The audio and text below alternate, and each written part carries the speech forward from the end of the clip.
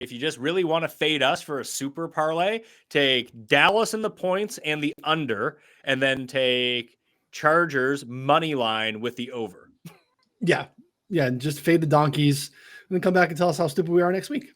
Mayo experience. Mayo experience.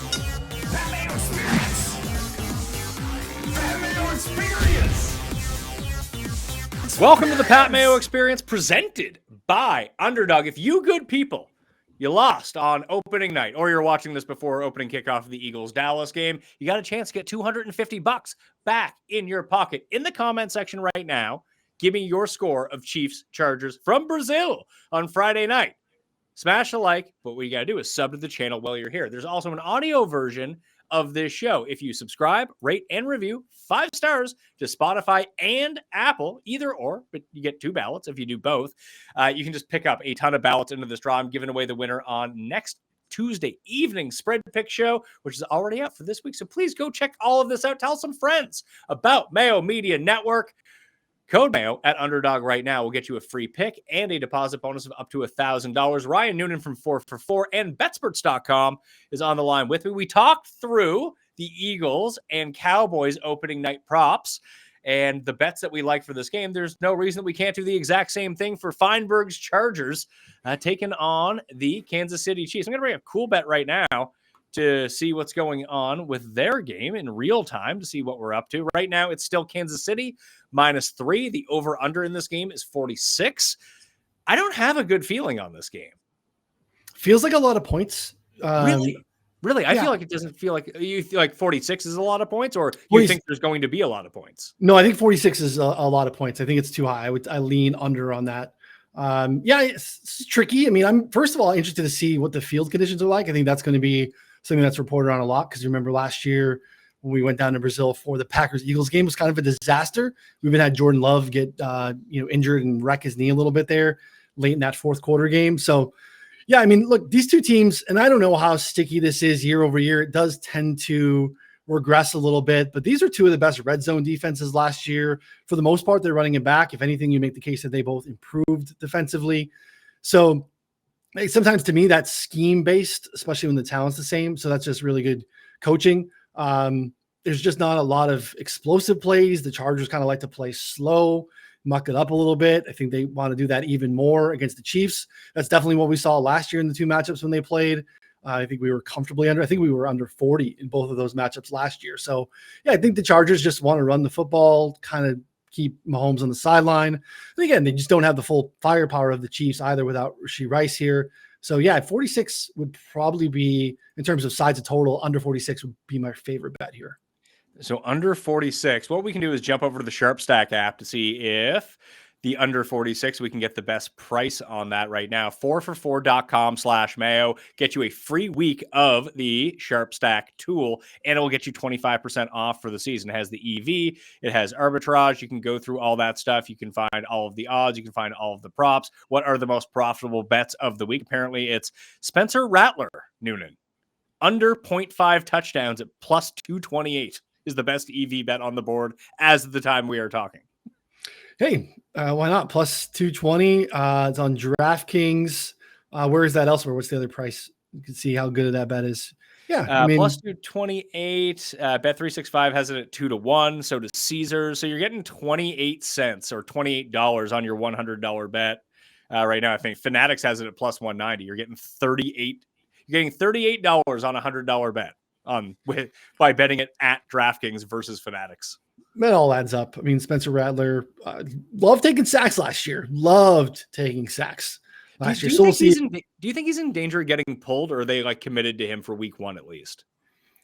It's a great question. I think he's got to be in danger of getting pulled. And this is a scenario where, kind of shocking that he did win the job. I mean, you kind of, use a top 40 pick on a 26-year-old journeyman quarterback, and he can't even beat out Spencer Rattler for the job. You would think that, Rattler has a little bit of a leash, but I would not be surprised if this goes sideways here pretty quick.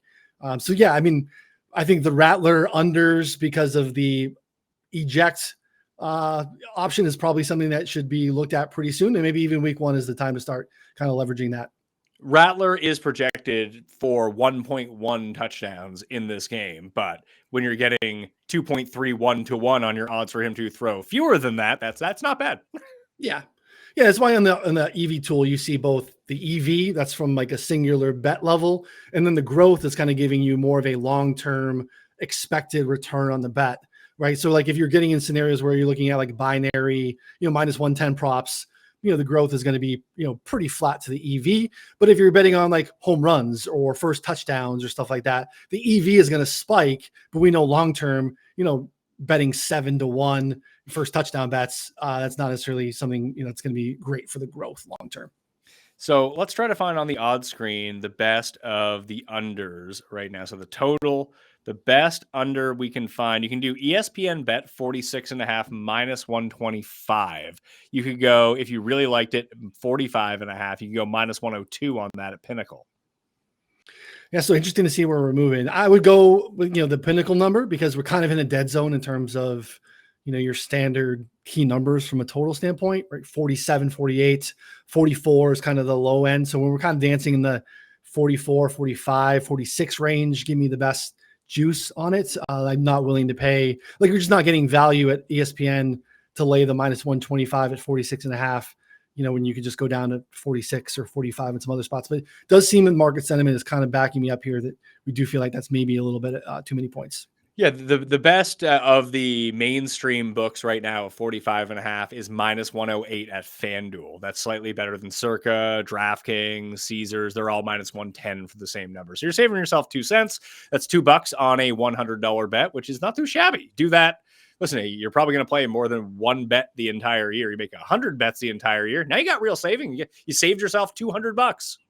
We should be betting this on CoolBet. It looks like 46 minus 109 would probably be value-wise the best in the market here. That is the case. The issue with CoolBet is it's good for me. You need to be in Canada outside of Ontario, and there's a reload bonus now too. So anyone who's already signed up for CoolBet, you can just go jump on right now. It's a deposit bonus of up to $50, I think, if you're already a customer. But new customers, if you are in Canada outside of Ontario and want to get in, go. You can hit the description. You can hit my QR code that's on the screen right now and go get that. You get up to a $200 bonus. There's giveaways in there. You can see my drop page. I have exclusives for win totals. I'll have more for money lines and spreads throughout the week. There's a ton to do it. And Noonan, you know what the best thing about CoolBet is? I can think of a couple, but I'll let you go first. Fastest payouts I've ever seen. Well, my parents are heading up to Sherbrooke for a family reunion this weekend. So hold on. Say that again. To where? Sherbrooke. Sherbrooke? That sounds like a French person trying to speak English. How do you pronounce it? You could find me in Sherbrooke, huh? That's how I've always been told. That's how it's Sherbrooke. The name of the town. Okay, it's Sherbrooke. That makes way more sense to me, but my family's always said Sherbrooke. So Are they French? Yes. Oh, okay, well, that makes sense. Yeah. They're going up to Sherbrooke in Quebec for a little family reunion this weekend. So I'll have to send my mom the QR code, have her jam some under on the Chiefs Chargers. There you Code go. Mayo. Parlez-vous français? I took it in high school, Pat, because, No is the answer. No, I grew up in New Hampshire, and I was like, my family spoke it. Like, why would I take Spanish? Well, I didn't know anyone that spoke Spanish. I moved to Chicago. No one speaks French. No. But yeah, no, there's no French. But Spanish would have come in very handy for me. But no, I took 3 years in high school and retained almost none of it. All right, well, let's jump over to Underdog right now and see if we can try to build out a same game slip for the Friday night game. We did this already. If you're watching this before Thursday Night Football, what was the one that we did for that? We had a banger. Yeah, we had a banger with Kenneth Murray, George Pickens, and Jalen Hurts. You can go watch that show and figure it out. What we're going to do for this one, though, is try to find out what's going on in this game. What do you think that the split between Pacheco and the rest of the running backs are going to be for the Chiefs? I'm pretty bullish on Pacheco, actually. I mean, I don't know. A lot was made of how he looked last year. The guy broke his leg, Pat. Like, it's not like he just was bad all of a sudden. The guy that broke his leg and came back. Not shocked that he was not super explosive. I don't know. I think that he has the opportunity is definitely going to get the lion's share early and the opportunity to do so. I mean, you want to tell me who looked poor and didn't have a broken leg? Kareem Hunt couldn't run away from anybody. So I think Pacheco has a pretty solid leash. I'm definitely interested in him and, whatever form we want. I think he should be involved in a leg here, some of the pro Pacheco stuff for sure. Do you want to go receiving, rushing? I like his carries. What do we have carries? Do we have attempts? Yeah, we have 12.5 rushing attempts, and it is juiced to the highest, plus 106. I kind of like it, to be honest. I mean, I get there with like attempts or longest rush. I think would probably be some of my favorites. I mean, the Chargers run D was really good last year. It's really surprising to me, but I do think that it's some scheme related stuff with Jesse Minter and Harbaugh, some of the stuff that they do. So that maybe would steal a little bit of a ceiling from an explosive standpoint, but I'm not really worried about the other guys getting heavily involved. So I think Pacheco in a positive Chiefs game script is going to be able to get us to 13 carries. How much do you think that Hunt does get involved here? Like, do you think they split it or they stick with it? I guess if you're saying you like the over on that, then yeah, I don't think it's a split, but I think he mixes in. But I think he's significantly worse, and I think he'll have a hard time getting any ground. And just think Pacheco is fresher, looked better in the preseason, and again now we are almost a full 12 months removed from the broken leg. Do we have any tackle props in this game? That's your jam. We do have some tackle props here. None that are like priced super well. Diane Henley is, a stud. It's priced that way. It's really hard for me, especially in the scenario where we're having to, lay a little bit of juice on 8.5, which is a big, big number. What about 5.5 solo? So here's the tough part with solo. I do track part of the edge in tracking defensive props is I do track scorekeeper tendencies in assists and solos. A catch is a catch no matter where we're playing, but how many assists are given out definitely varies.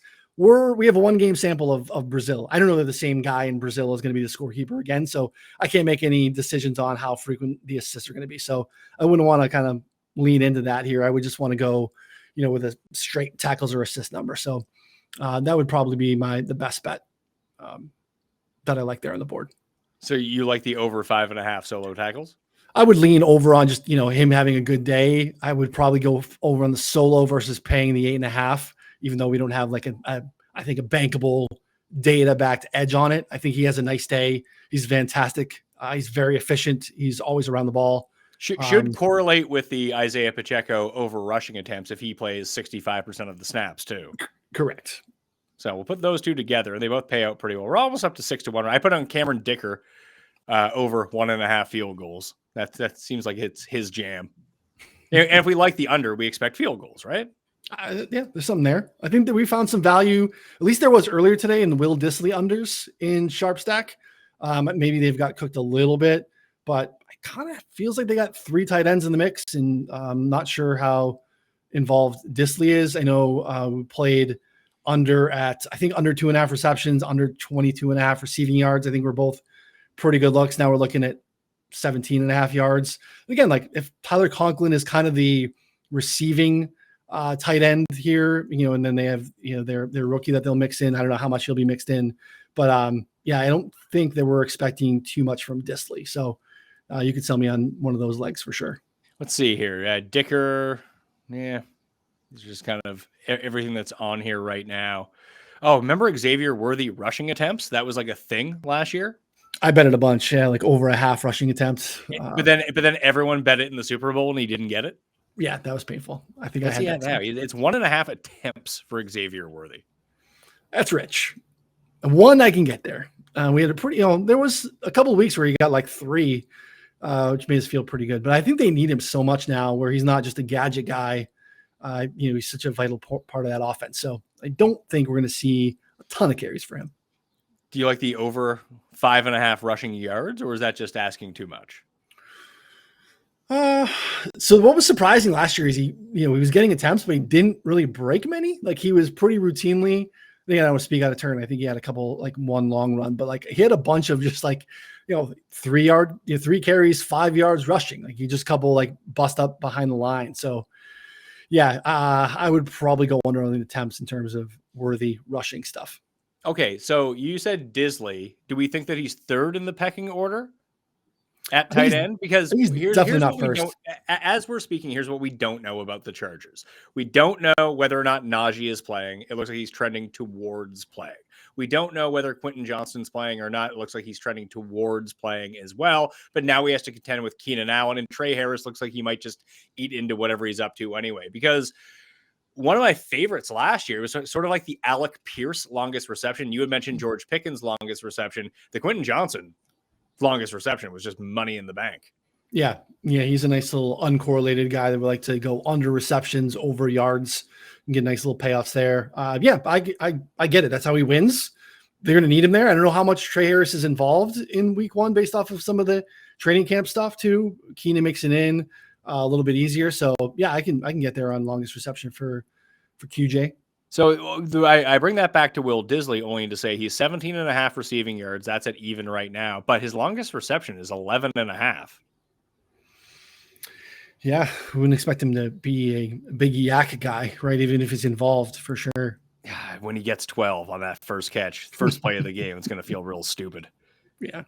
You want to go longest reception? Especially when under? he gets 17 for the game, Yeah, I think the handicap is better on the 17 and a half under because the handicap is playing time based, right? So he can't kill us with one good one. We just don't think he's going to be running a ton of routes.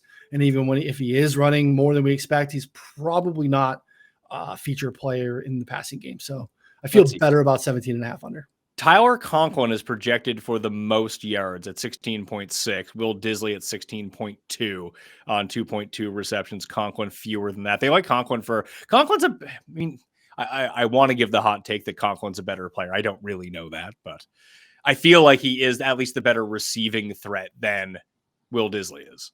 Yeah, I agree. And then we have the rookie. How much does he mix in? We don't know. But yeah, I kind of agree with that take. I think Conklin's not bad. Decent in Minnesota, a couple good years with the Jets. Not great. Good years with the Jets is kind of pushing it. It is probably pushing it, but not a great tight end, but he's fine. I mean, relative to the Jets, he was fantastic. Outside of Worthy on the Kansas City side of the ball, is there a pass catcher that you like or don't like for the Chiefs? Be it Kelsey, be it Gray, be it Hollywood Brown. I guess Juju Smith-Schuster would be another one of those guys. Or I know it's early in the season and maybe he doesn't do it, but I always like Mahomes rushing yards. I always like Mahomes rushing yards too. Yeah. And I think we've heard a little bit too of, I guess it's more on the Charger side that we'll see more Justin Herbert rushing too. So I could get down on some of that too. Noah Gray is interesting. I think we see maybe more 12 personnel. So you see more 2 receiver sets. I did see something yesterday that one of the, more like popular early props was, people hitting Gray over 1.5 receptions. And yeah, we see that reflected here in the market-based projections here at like 1.9. So we paying any juice on that here? Yes, we're playing. It's down to 0.8. So that's like minus 140 at this point. So that's off the board. Yeah. He opened at some books at like 3.5 receptions and he was pounded to the under. Now it's going back up the other way. But I totally forgot Tyquan Thornton was on Kansas City. Do we think it's going to be Juju or Hollywood Brown? It's just whack-a-mole. I don't feel good about staking money behind it. It'll be one of them, but I don't know we have any rhyme or reason to know who it's going to be right now. I mean, Hollywood's been dinged up basically all preseason. I feel like he sounds like he's leading the play. I think we don't think much of Juju these days in terms of him having juice to get it done, but he's going to be on the field running a bunch of routes. Like over 2.5 receptions would probably be of interest, but I don't even know if that's going to be the case in terms of the workload there. Do you like any of these random receivers on Kansas City more than 14.5 rushing yards for Herbert or 17.5 for Mahomes? No, I like 14.5 rushing yards for Herbert. All right, so we have 6 on here right now. If we play them all together, it's 32 to 1. Probably don't need to do that. And if you are new to Underdog right now, Code Mail will get you a free pick that you can throw onto this, which is, it's whatever. It's just another leg on it. It would get you up to 35 to 1 as a full, and that would be a 25 to 1 in terms of whatever else that we're doing. Oh no, because I took off Pacheco. I was like, why did that move so weirdly? 12.5 rushing attempts. If we just do that, Yeah, it would take you up to 60 to 1 if you throw the free pick on there if you sign up with code Mayo right now. So let's narrow this down. This is too big for me. Let's try to find our favorite 3 of this. Like, do you like Dicker 1.5 field goals made? Yes or no? I don't cap kickers, so I would say no. It's not necessarily my thing. Dylon Henley, or whatever the hell this guy's name is. Russell Henley, 5.5 solo tackles. You like the higher? I like Russell's cousin here. But again, if we're willing to pull it out, because I think I have my projection is like 9.08. So I barely have him over at 8.5. How they're distributed in terms of solo and assists is a little bit tricky here because we're in a place that we don't know, but willing to take it off. Okay, so but we'll keep that power rank number 1. Do you like that more or less than Will Disley 17.5 receiving yards? Slightly more, just because I know that in my mind, I know we lost the best of the number on Disley earlier today, but I think the Disley under is still in play. Okay, Hollywood Brown under 40.5 receiving yards. I think this is my favorite of the bunch so far. I would say Hollywood would be my favorite of the bunch too. And then we have Herbert higher than 14.5 rushing yards. I think I like that a little bit more than Brown. So that would be 1 for me until we get to Pacheco. I like the Pacheco 12.5. Okay, so maybe we just take off Disley and Russell. Maybe we just get sorry about your boy Russell Henley. We'll go Disley, Hollywood, Herbert, and Pacheco. And it pays almost 13 to 1. We can't put Henley at the Pro Core in here. I mean, you know what? Let's it's week 1. I got money to play with. You can see my account. I'm doing well right now. WNBA because of Sharp Stack. Absolutely murdering Underdog on WNBA props. Promo code Mayo. Promo code Mayo. 4for4.com/Mayo will get you WNBA props and NFL props that you can actually win on Underdog against the WNBA with our system. It's actually quite good. So that didn't really bring us up that much is the thing. Like we're at 13 to 1 with what we have. We add in Henley. It only brings us up to 18 to 1. Now we can flex that and we would get 4 or 5. If we get all 5, it's 9 to 1. If we get 4 or 5, it's almost 2.5 to 1. Do you flex often? Is that like a strategy for you? For actually the WNBA, that's what it's funny because if I hadn't have flexed, I feel like I would have ended up winning more money, but I did flex. And some nights were just a lot of 2 or 3s, 2 or 3, 2 or 3, 2 or 3, 2 or 3, like 5 days in a row. And normally I'd be down $2,000 in that time. Instead, I ended up like up $300.